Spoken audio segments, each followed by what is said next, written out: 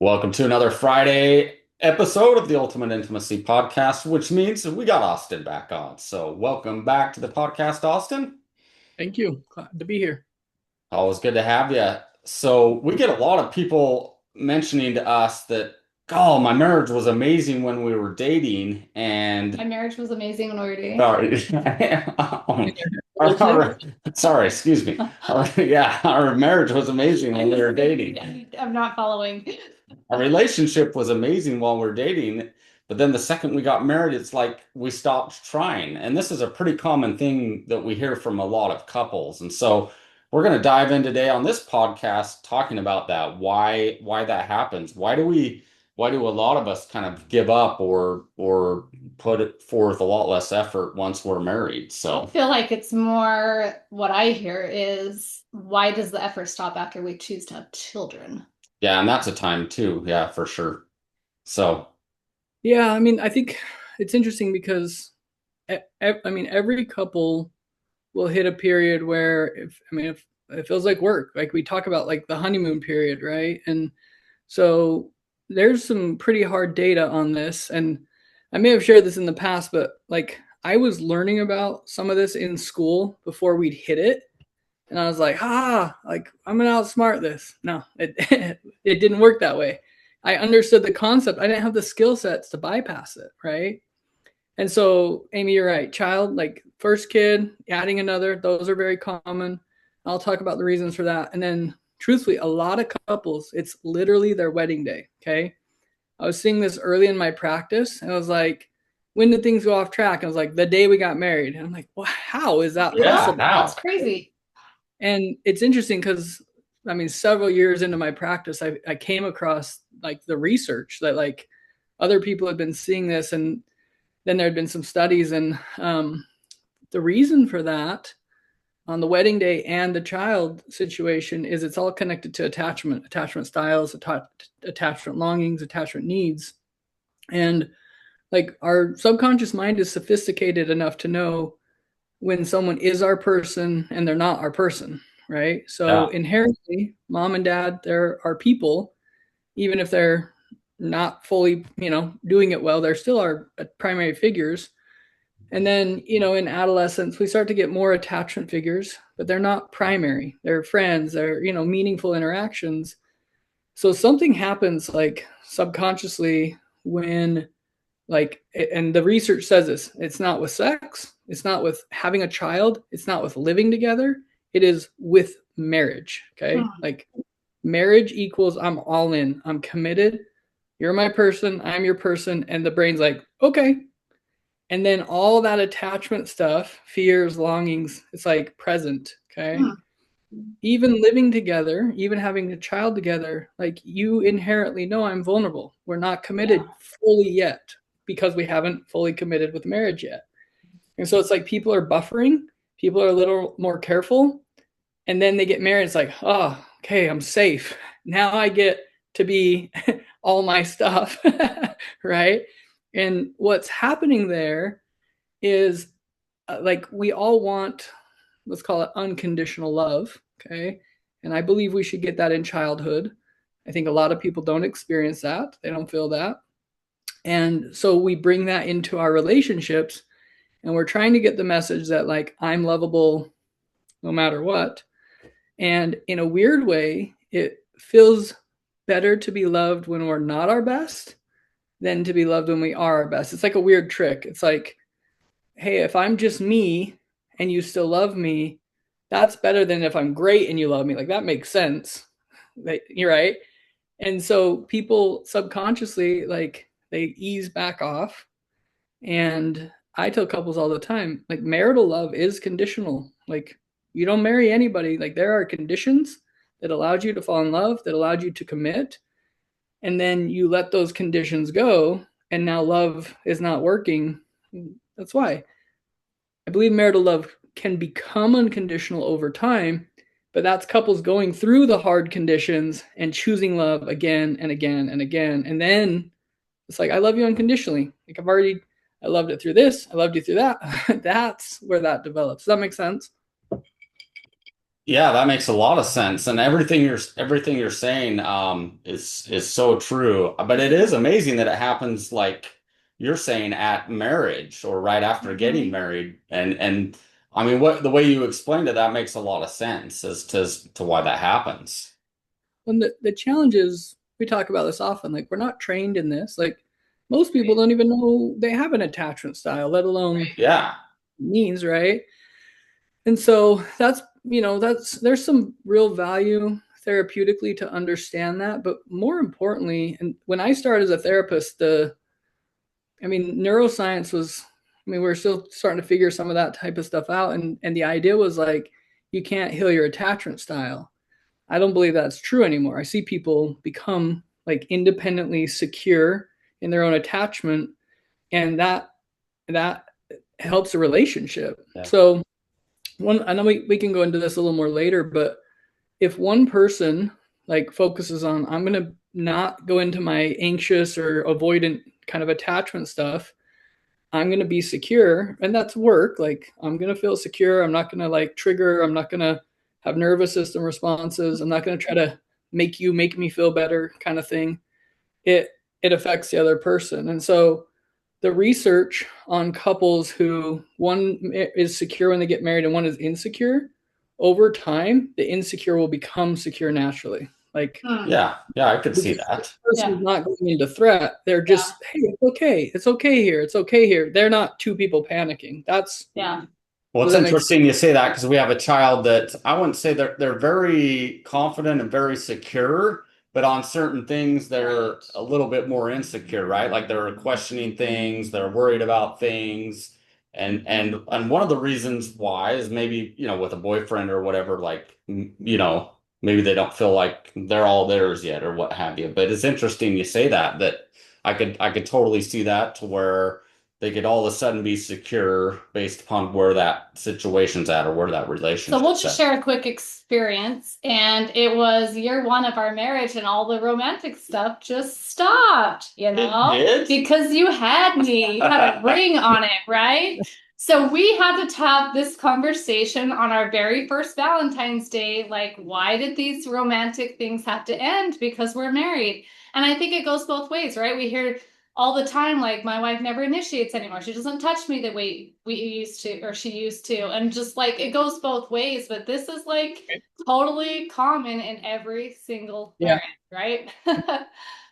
Yeah. So there's a few things at play there. I'm gonna write these things down so I don't forget them. So one of the principles when I work with couples of how do you want to get this back on track, I tell couples to do a daily practice. And the way I do this is I typically spend time with God, and I'm literally like seeking revelation for my marriage, for my kids.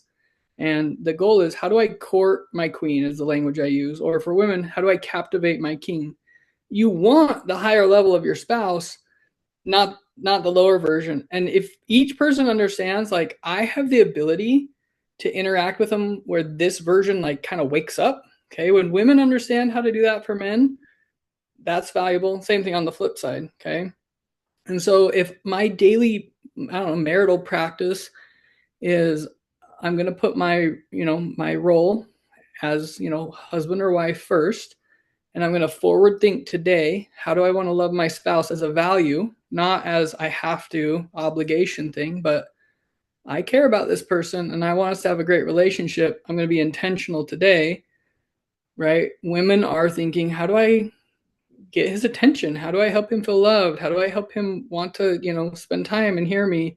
Same thing on the flip side. How do I court her? How do I flirt with her? How do I show her that like she's more important than all my other interests, right? Mm-hmm. Um, that doesn't take a ton of effort. It does take intention, right? And so I tell couples all the time, like I'll ask them in front of each other, if he did this every day or if she did this every day, like what would change? It's like everything would change, Yeah. right? Everything would change if we're more intentional. And that's what we're doing in dating. We're being intentional, right? Yeah. Oh, you're so spot on. Amy and I talk about this often. Like we try to learn how each other feels. We try to learn and understand what each other are thinking, what each other needs, because when you are intentional and you are trying to understand, where your spouse is coming from and things like that. God, it just makes it so much better. It always goes back to that one question we always state. Like if you woke up every morning and said, "How could I love you better today?" or however you want to ask that, it's literally just exactly everything you're saying. Like we would still be in the same spot that we were when we were dating if we took that question and applied it into our daily lives. Like we really would. Well, and I love what you were saying earlier too, because I think a lot of times people look at it as a negative, like, oh, the second we got married, the romance stopped, our relationship changed, and usually people feel like it's not in a good way. But I think what you're saying is you feel more secure with your spouse, right? Like, and when you feel more secure, um, that's probably a good thing that you feel more secure. So how could we feel more secure and continue to do the things Right. like we always talk about when you were dating to win your spouse over? I think naturally when we feel more secure with something, we kind of ease back, put it on cruise control.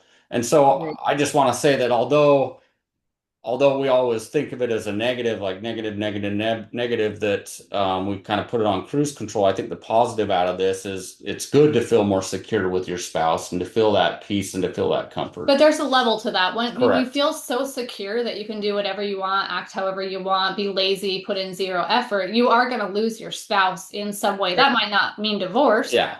That might mean affection. That might mean respect. I mean, attraction. There's a lot of things you can lose in your marriage when you go on autopilot. So, Right. talking about secure, like it's an amazing to feel like I'm in a secure marriage, but security takes effort in like everything, right? Yeah. Yeah. I agree with that. I think that's where when a couple is cultivating that between them, like they're both mindful, like we both entered with wounds, insecurities, imperfections.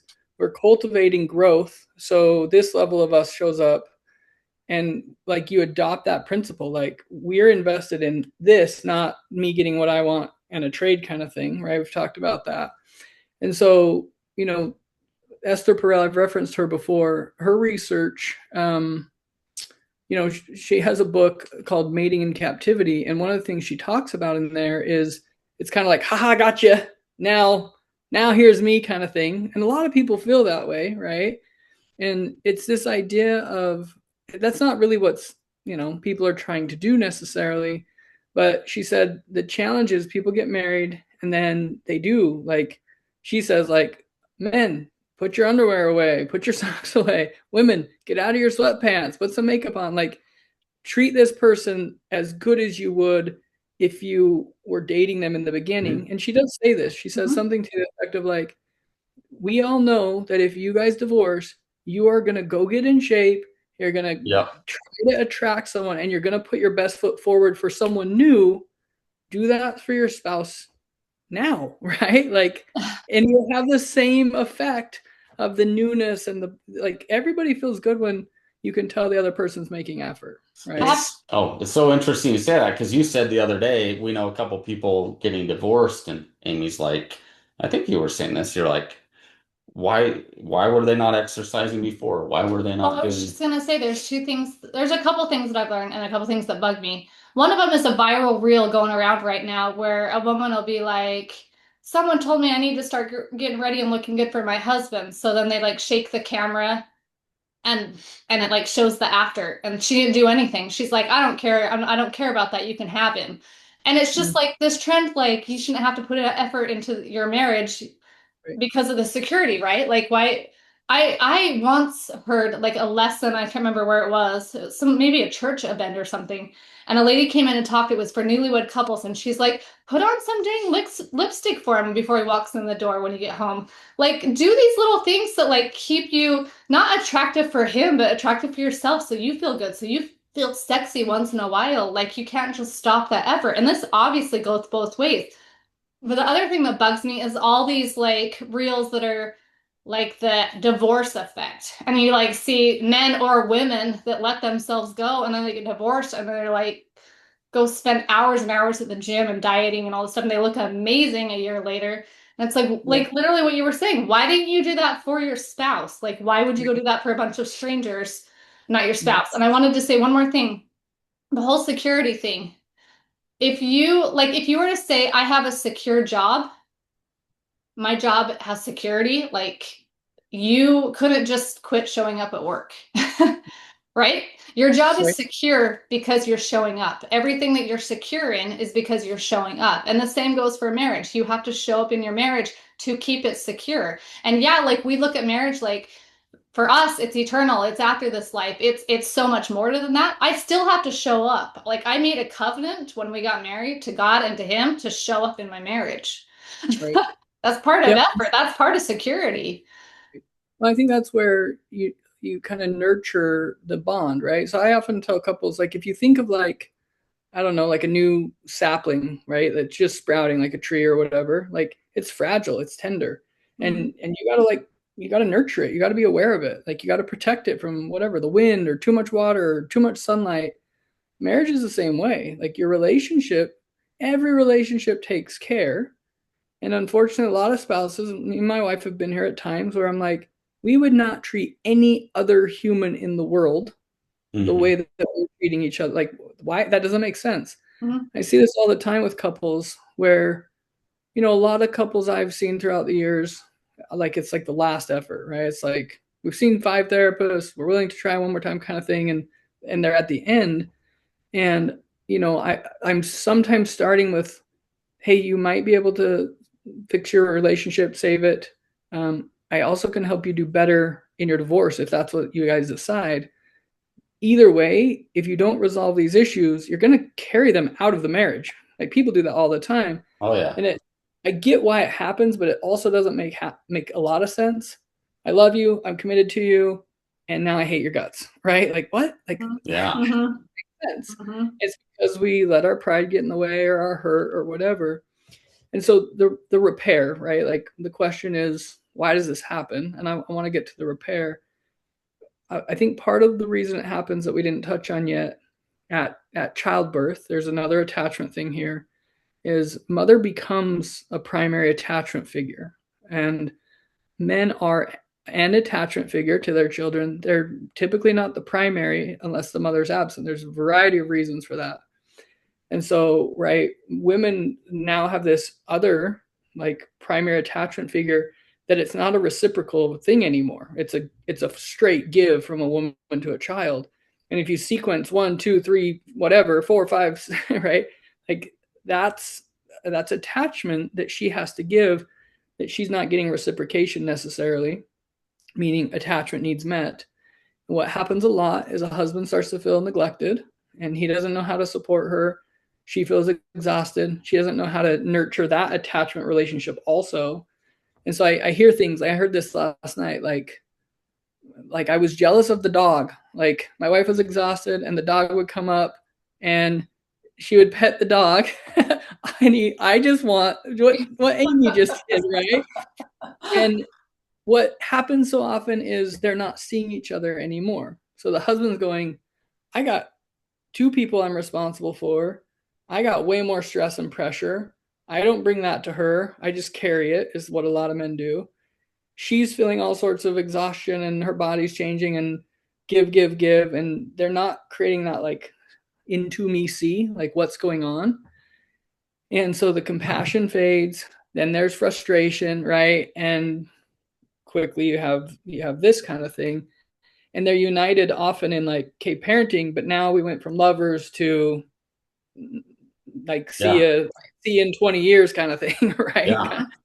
And so like understanding this is helpful because if you notice, hey, our bond isn't what it was, we can strengthen that. And so I tell couples all the time, like, we want to have, let's call it a compelling future, a vision, right, that you both really want.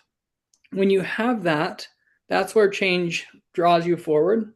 This is why people change after divorce and get healthy and whatever. They have a vision that they believe they can have. There's someone out there that's going to love me, but they're not going to love this version of me. I'm going to try harder. So they literally change from the version they didn't feel was acceptable for a new person that they did want acceptance in from their old person. It's not super logical when we talk about it, but that happens all the time. Mhm. And so if the mature thing, and I wrote this on the paper, I call it little girl energy and little boy energy. Okay. It's hey, I'm still a needy child. I didn't get what I needed from my parents. I don't know I'm lovable. And now I want unconditional love from you. and I'm gonna like make the worst conditions, and then will you still love me and tell me I'm great? It's like that. Yeah. That's not mature. It's not mature love, right? Mm. And so I tell people like, how are you gonna court someone else? And like when they think about that, and I try to be gentle with this, like, how long has it been since you did that in this relationship? Right? Yeah. Like, Yeah. We asked that same question, and 90% of the people are like, yeah, we don't date anymore. It's right. just crazy. What? I remember a guy like he's like, why would I date my wife? She's my wife. And I was like, Wait, Yeah. what? what? What? Right. Yeah. So I think people have all these versions of marriage that run in the subconscious, and most of it is, observed from parents or whatever. And it's like people need a new kind of like, what is the best type of marriage? And I think that's what ultimate intimacy is about. It's one where we're both like we're equally, bringing our best selves, but we're also creating something between us and together that we both mutually enjoy. And I think, that concept of like I know I talk to men about this all the time. It's like my wife, a little bit of her like love and femininity, like just strengthens me immensely. And like I want to be my best self. And it's almost like I have the capacity when I just get a little bit from her. Same thing on the flip side. I hear this from women. Yeah. A little bit of attention, a little bit of, grace, a little bit of compliment. Like I have another level, but the flip side is true. When I'm not getting that, I get more depressed, I get more angry, I get more anxious, whatever, right?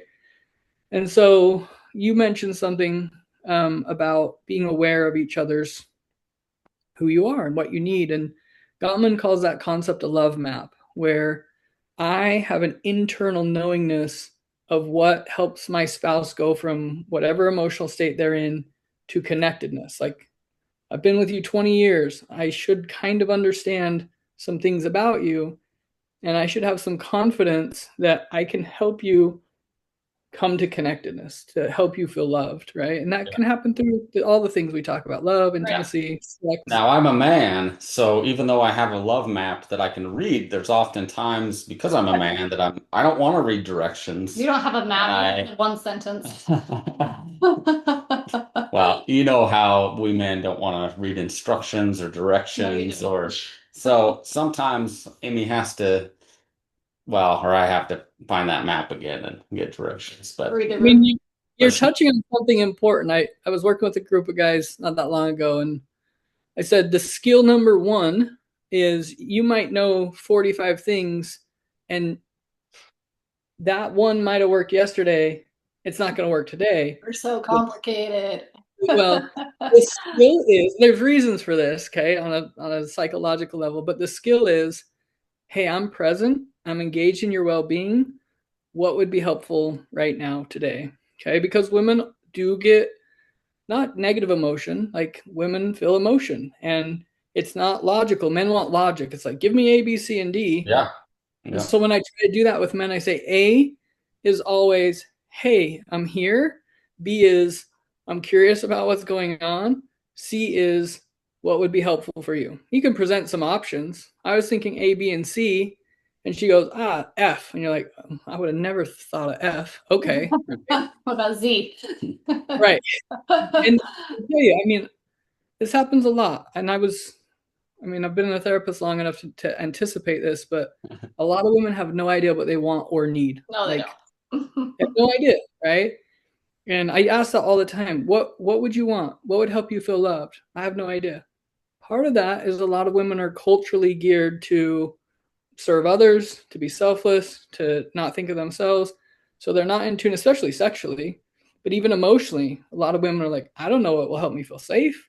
I don't know what helps me feel desire. I don't know what helps me like have an orgasm. Like I'm not in tune with me. And so the practice of like, let's call it feminine embodiment, where it's like, let's help you get to know what you value. And if a man can help her discover that, okay, so he comes to her and is like, what would be helpful today? And she's like, I don't know. If he's engaged and cares, she's going to discover it probably with him. She'll feel closer because they figured it out, even if he doesn't end up doing the thing. Like, that's something we see all the time. Because the key need on an attachment level is I want to know someone's engaged in my well being. If he's going, hey, I don't know what to do, and she's like, I don't either, and he says, well, I'm here and I care, that's meeting the need. Then whatever comes next, cool. Does that make sense? Yeah. Yeah. Amy's sitting over here shaking her head, and she whispered in my ear, "He's spitting facts." I did. Well, not those exact words, but Out of her eyes, I huh? said She's that's like, true. That's true. You felt that's what I was That's gonna I say. felt. That's what I interpreted. So you I was said, laughing when you were talking because I was like, what can I do for you today, babe? And one day it's gonna be like, you could go on a walk and hold my hand. The next day it's like, leave me alone today. Like right. well, we were gonna give do me some space today. No. well, we were gonna do a podcast on, 1,000 ways to please your wife. We Something like were. that. I think the key take here is literally just talk. Just talk to each other. That one question, how can I love you better today? Yeah. That's talking. You're not going to know what she wants unless you talk to her. You're not going to know what he wants unless you talk to him. Well, unless you actually, you probably will know what he wants, but you Yeah. have to talk to each other. You have to Simple, spend man. that time having conversations and giving each other a little bit of energy at the end of the day. And let's just talk for just a couple minutes about we're all so tired. This is what gets in the way. It's called life, careers, busyness, stress. He's trying to financially support the family. She might be trying to financially support the family. She's trying to run teenagers or toddlers or all the mix.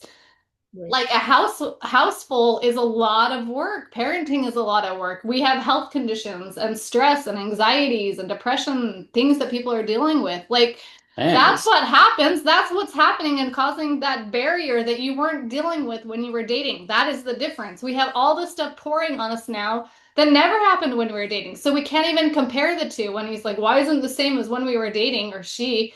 It's because life completely changed us, right? Like, man, you're making my stress level go up with all the things we got to do.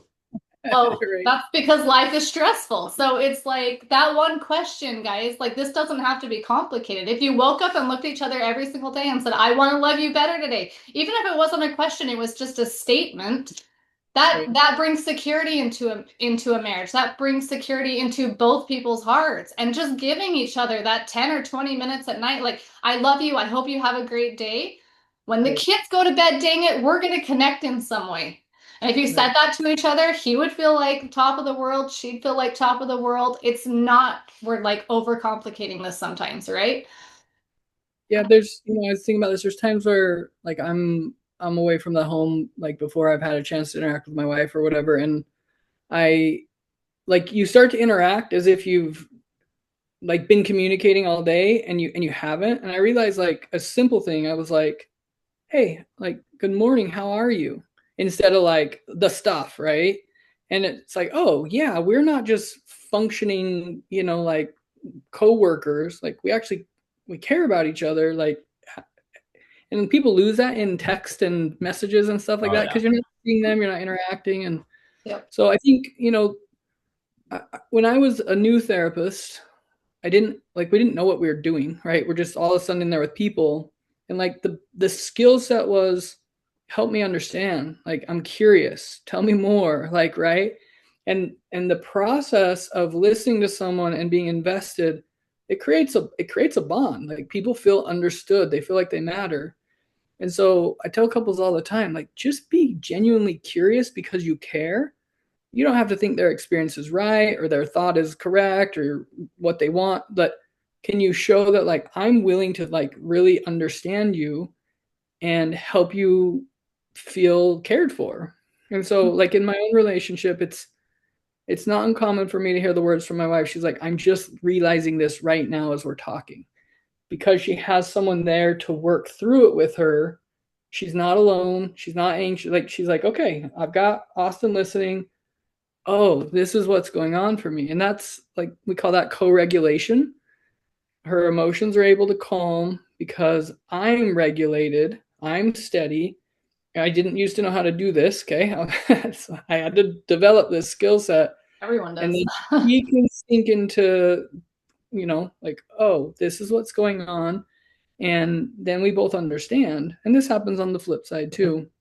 And so I think with couples, like, adopting the belief that a marriage is an all-in thing every day. It's not, right? Like when you think of vows and like commitments, people mean those. Then you're 5 years later and you're like, this is hard. It's like recommit every day. I'm all the way in on this person, on this relationship. And if we all know that, if we do that, it's going to be good. It doesn't mean you're going to have sex every night and it's going to be, but it's going to increase the likelihood that you're going to stay connected and not disconnect so far. People disconnect, stay disconnected, reconnect, right? It's like, let's stay invested. And I would say many of the couples listening to this podcast episode are disconnected. They are feeling like, God, my marriage isn't like what it used to be. I mean, that's what Amy and I hear all the time. So for those couples listening, saying, okay, now what can we do? What are some simple things that couples can do to break this cycle or get out of this type of marriage? Yeah. Yeah, I mean, I think this is easier said than done because we want that reciprocation. But I mean, it is true that if you pour in, it's going to adjust some things. It doesn't mean natural reciprocation. Like there's data on this, especially female to male. The data is women can pour in like all the way. It doesn't mean a man will reciprocate. Okay. The flip side, if a man pours in, two things happen with a woman. She'll either naturally reciprocate or she'll start to see that she's blocked. Okay. She'll go, he's being pretty amazing. I can't connect. What is that about? And she's more willing to figure it out. That's, I mean, pretty hard data. Okay. And there's reasons for that I won't go into right now. But like, I really would say the number one thing is literally waking up in the morning and going, do I value being a spouse? What type of connection, marriage do I want to have? And then I would go to prayer and I would like trust, hey, Heavenly Father, how do I create something different today? And listen. When people do that, you're gonna get some ideas and some thoughts. And then I would do that. I would say there's value, and this doesn't always work, but there's still value in saying, hey, I know we're not doing fantastic right now. I just want you to know I want it to be better between us, and I'm willing to work with you to figure it out. That softens the tone, and it helps bring security because the biggest fear is we're going to be like rejected, lose each other. That communicates, hey, this sucks. I'm still here, and we're going to figure this out. That calms, and then you can start to come up with solutions and listen to each other. You know, we talked about this last week. Seek first to understand, then to be understood. I think I would start there. Like, what's going on for you in our marriage, and then hear it. Like, I have people tell each other all the time things they don't want to hear, and I'm like, hey, you may not love this, you may not agree with it, but like this is the reality. Your spouse is afraid of you. Your spouse has never had an orgasm. Like, you might not like to hear this stuff, but it's real. Yeah. And once you understand truth, now we can do something different. But if you never understand, you're going to operate going, my spouse is just difficult, and it might have nothing to do with them being difficult. It might have to do with you don't have all the information. And it might be such an easy change too. That's the thing, is so many couples, I think, just have that attitude like my spouse is just difficult and so they just live with that, when in reality, if they made some just a couple really simple changes, it might transform their entire marriage. One of the things in addition to what you've said, I think if couples, we've experienced this in our marriage when we were going through some really difficult things, when we started having date night again, naturally all the things that you're talking about started happening. We'd go out, we'd have fun together, we'd start talking, we'd start asking questions, we were engaged with each other. We got away from the kids for a Got minute. away from the kids, which is so important. And so because we want to be away from our kids, but it's good for your marriage. Sometimes we do want to be away from our kids. Yeah, absolutely. But well, once in a while. But I think naturally a lot of these things happen when you're out together alone, away from the kids, doing date night together. And so I'd encourage couples, if you're not doing regular date night, that can really jumpstart things. And I think really, if you're doing it right. Yeah, if you're doing it right, and implement some of the things that, not some of the things, implement the things that Austin's talked about today as well too. One last thing I'll add real quickly, and this was a skill set that took me a long time to figure out. I kept reading it, but I didn't know how to, like, I don't know, develop it or whatever, integrate it. And it was this ability to go, hey, yeah, I got negative stuff going on. I got hurts, I got frustrations, but me bringing that emotion is not going to create happiness and joy. Like those, they don't equal each other, right? And so I had to figure out, okay, I have these feelings. How do I be joyous and loving and caring and not ignore it, not stuff it, but also not bring it up from that emotion? Okay. And so I could go, hey, like there's some stuff I want to talk about. When can we talk about it? Okay, Thursday. I'm not going to be miserable from now until Thursday. I'm going to try to be loving and caring and know that we'll talk about it. Then when we talk about it, learning to go, hey, there is some emotion. I'm not in the emotion right now.